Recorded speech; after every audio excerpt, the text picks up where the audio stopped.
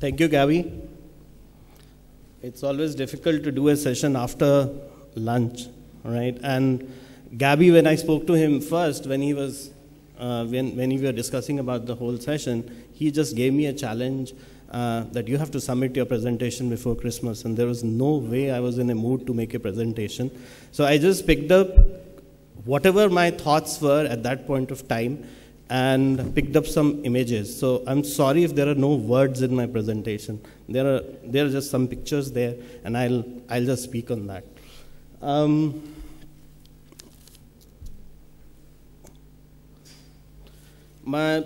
Here you see two very iconic brands, right? And I love cars because I'm from the car industry. I work for Tata Technologies, and we design cars, we design planes, we design bulldozers, cranes, all kind of stuff, right? So cars is something we are very passionate about, and Jaguars, the new Land Rovers that you see are, I'm proud to say, we are the ones who are making them more nicer, more robust. So cars is something that I really love, and therefore there's a lot of stuff that I will relate to the car industry. So here are two iconic brands.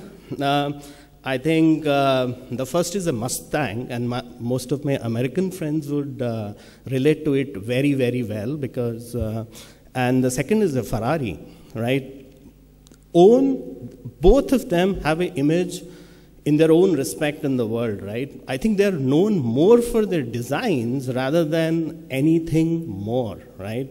They are good cars. They are technically very, very advanced cars, right? But more than the car, they're known and more popular with the public for designs, right? And when in 2005, the new Mustang 2005 was launched, their president, Mays, that's their vice president of design, very accomplished engineer, and he made a comment. He said, "We are not redesigning a car, we are adding another chapter to an epic." And he was right, because this car has been celebrated in so many movies. Remember Gone in 60 Seconds, Nicolas Cage, Bullet, right? And this is a celebrated car. And he said, "We are adding a chapter to the epic. The new Mustang modern design speaks of its technical advancements without losing its tomboy image." And that is what Mustangs are known for. And you see that distinctive 3 taillights, right? It still continues, and that's what makes it distinctive. He said the legend of Mustang is not so much defined in the name, but in its look and appeal. And that's what gives us a competitive advantage, right? So it's just the look and the feel that made the difference. And with the rising litigations that are happening now, some of the litigations that are happening is like Jeep grille, that's very distinctive. There's a litigation happening there on the design. A Ferrari body design, very, very good looking car. I think I always take a picture when I see a Ferrari, and now Bombay has a Ferrari showroom, right? So that is good part. And the Viper body design. And so what the question came to me was, the first Mustang was launched in 1960, right? And the design laws in US gave a protection of about 20 years. Now, imagine a company B, a competitor, who wants to kind of just make another car which is similarly looking, right? And there is no more protection on the design because it has expired. And this is the USP for their Mustang, the design.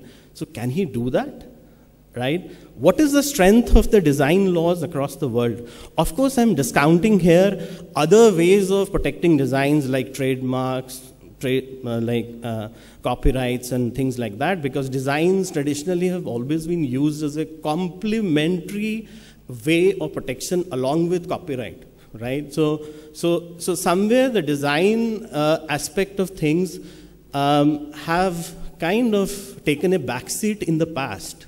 But now, with the digital age and the new paradigms in innovation, I think this is one area which which in my opinion is going to get very exciting, because it is the look and feel, it is those incremental developments which are part of the utility model that is going to play an important part in the next stage. So I'll just leave you here with a thought that this is the area where we generally think of design patents, we think of utility models, we think of incremental and the look and feel of things. I'll just switch over now to another thought, right? What's the new paradigm of innovation, right? IPs are getting shorter and shorter, especially when I come from a software-based industry.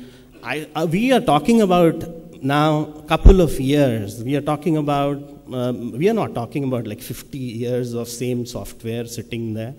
We are talking about new products every year. The cars are kind of the benchmarks now the car companies have is launching a design in every 6 months. That's the speed at which these guys are going, right? You get a new model, you get a new makeover in less than 6 months. So if that is the speed, then what has design laws to play with it? Do we need something more than design, or we just do have a different thinking in terms of what innovation is taking us? Now, I like that picture where then and now picture you see there. This big fish eating the small fish is the other way around. Now the wealth creation is happening in a very different way.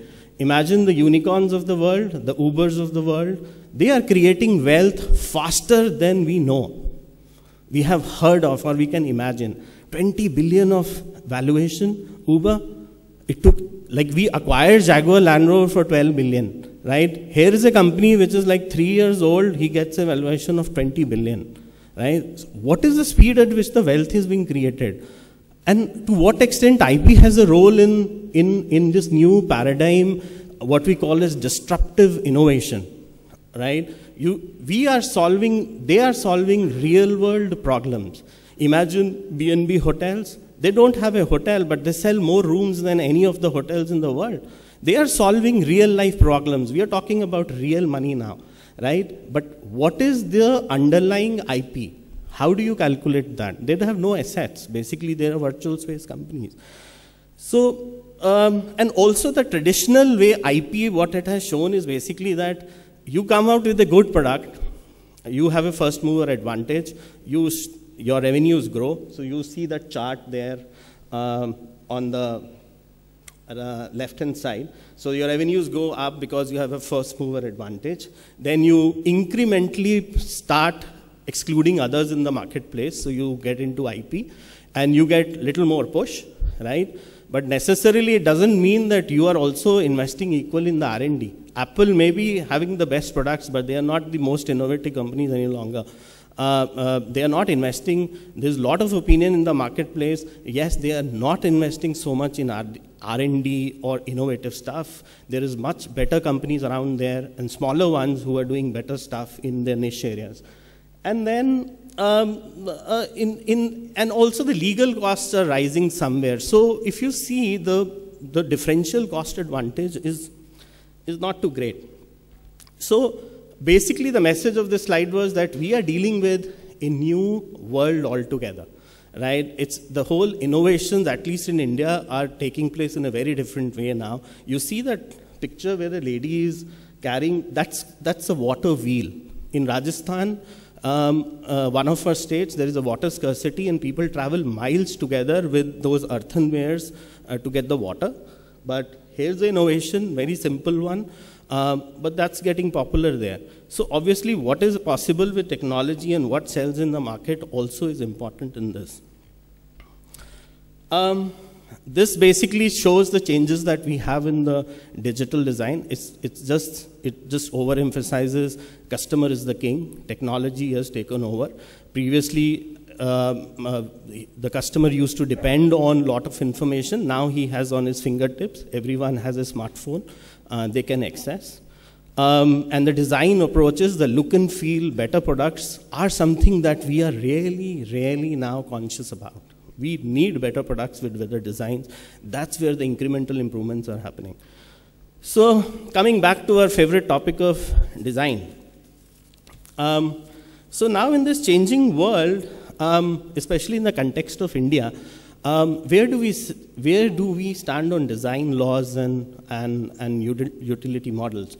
India hasn't adopted the utility models, and we have a design law, absolutely. So as a developing country, does the questions that probably I think that are there to be considered as, do we require rapid and cheap protection for small and minor inventions and to promote local industrial growth? Do we need an industrial utility or a utility model in the country to promote? And is there any economic argument as to why such inventions should be protected? Because utility models basically are always branded by the jurists and lawyers as a second-tier invention or protection, because there are less hurdles to be crossed as compared to the traditional design patents. Or would other countries be placed as a disadvantage if countries like India have utility models? So that's the kind of a debate probably that goes right to the fundamental of IP, why IP was required. So I'll touch upon some of the experiences that different countries have had, because these graphs, if you see, can be very misleading.